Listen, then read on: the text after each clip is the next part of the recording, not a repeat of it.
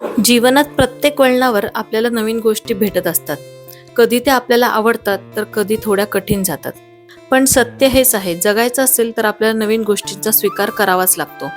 नवीन घर, नवीन लोक, नवीन जबाबदाऱ्या, नवीन स्वप्न. सुरुवातीला थोडं वेगळं आणि अनोळखं वाटतं, पण हळूहळू त्यातूनच नवे अनुभव, आठवणी, नव्या संधी जन्म घेत असतात. जुनं सोडून नवीन स्वीकारणं सोपं नसतं, पण खरं तर बदल चांगले असतात. कारण प्रत्येक बदल आपल्याला काहीतरी नवीन शिकवतो. बदल स्वीकारत जा, जगणं अधिकच सुंदर होऊन जातं. अशा बदलांसोबत माझ्या आयुष्यात आलंय माझं नवीन किचन. असेच बदल स्वीकारत आम्ही नवीन घरात राहायला आलो.